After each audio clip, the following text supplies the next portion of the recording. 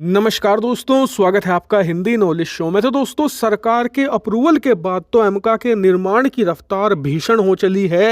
हर दूसरे दिन बड़ी बड़ी खबरें निकलकर सामने आ रही हैं। बल्कि आज जो खबरें आई हैं वो तो और भी ज्यादा बड़ी हैं, क्योंकि दो खबरें हैं। पहली एमका की मैन्युफैक्चरिंग को लेकर, दूसरी है एमका के इंजन को लेकर, जो सबसे दो महत्वपूर्ण यूनिट हैं। दोनों पर खबरें आई हैं और इस वीडियो में मैं आपको दोनों खबरें आसान भाषा में एक्सप्लेन करूंगा। तो चलिए बिना टाइम वेस्ट के वीडियो को शुरू करते हैं। तो दोस्तों, सबसे पहली खबर है हमारी एमका की मैन्युफैक्चरिंग को लेकर। आप जानते ही हैं कि सरकार ने अप्रूवल दे दी है इस प्रोजेक्ट को, और अब इसको लेकर जो फंडिंग है वो भी देनी शुरू की जा चुकी है। इसी के तहत एडीए यानी कि एरोनॉटिकल डेवलपमेंट एजेंसी, जो कि डीआरडीओ की ही एक शाखा है और इस समय एमका के प्रोजेक्ट को हैंडल कर रही है पूरी तरीके से, इसने भी काम की जो पेस है उसे बढ़ा दिया है। और बताया जा रहा है कि आने वाले कुछ ही दिनों में अब एमका के जो 4 प्रोटोटाइप हम बनाएंगे, यानी कि पहले 4 एमका लड़ाकू विमान जो हम बनाएंगे, उनकी जो मेटल कटिंग है वो स्टार्टअप कर दी जाएगी। इसका मतलब ये कि जो एमका की मैन्युफैक्चरिंग यूनिट होगी, यानी कि जो फैक्ट्री होगी जहां पर एमका बनेगा,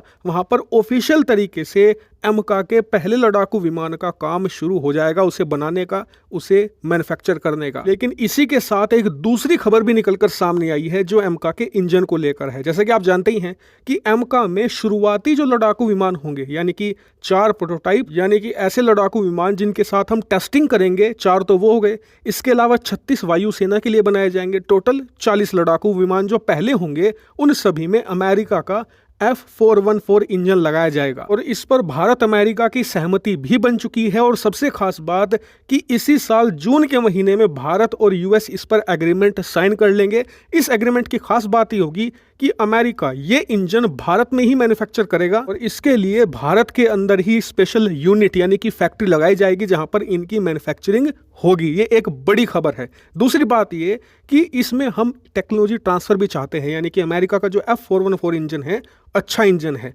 अगर वो उसकी टेक्नोलॉजी हमें मिल जाती है तो हम उसे लोकली प्रोड्यूस कर सकते हैं, खुद बना सकते हैं। इसके अलावा जो शुरुआती 40 एमका के बाद के जो बाकी के एमका लड़ाकू विमान होंगे, हम उसमें लोकल खुद का इंजन लगाना चाहते हैं। अब उस इंजन को बनाने के लिए भी टेक्नोलॉजी चाहिए। ऐसे में अमेरिका की इस इंजन की टेक्नोलॉजी हमें मिल जाती है तो उसे बनाने में भी सहूलियत होगी, आराम से बन जाएगा कम समय में। लेकिन दिक्कत क्या है? तो दिक्कत ये है कि अमेरिका इंजन की टेक्नोलॉजी देने को तैयार है, लेकिन फिलहाल वो 80% टेक्नोलॉजी हमें देने को तैयार है।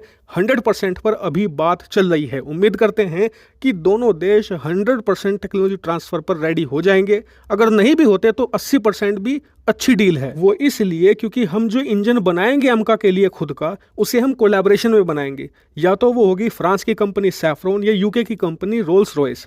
ये कंपनी जो 20% का गैप है उसे बहुत आराम से भर देंगी, हमें उसमें कोई इशू नहीं आने वाला। इसीलिए भारत भी इस मुद्दे पर इतना जोर नहीं दे रहा। हमारा जोर इस बात पर ज्यादा है कि ये इंजन भारत में ही मैन्युफैक्चर किए जाएं, ताकि इससे भारत में एम्प्लॉयमेंट जनरेट हो, लोगों को भारत में ही नौकरियां मिले। दूसरी बात, भारत में इंजन मैन्युफैक्चर किया जाएगा तो इसका फायदा ये भी होगा कि जो एडीए और डीआरडीओ एमका बना रही हैं, उन्हें इसकी डिलीवरी जल्द से जल्द मिल जाएगी, जिससे कि एमका बहुत ही तेजी से तैयार हो सकेगा। क्योंकि अमेरिका में कब मैन्युफैक्चर होगा, कभी कभी ये डिले भी कर देते हैं, फिर उसके बाद कब इसकी डिलीवरी होगी, कई महीने इसमें डिले हो सकता है। लेकिन भारत में बनेगा तो सुपर फास्ट तरीके से काम होगा और सुपर फास्ट तरीके से ही डिलीवरी भी होगी। और मैं आपसे भी कहूंगा कि अब चैनल को सब्सक्राइब कर लीजिए, क्योंकि एमका की जो खबरें हैं, डेवलपमेंट है, वो डेली बेसिस पर लगभग आपको देखने को मिलेगी।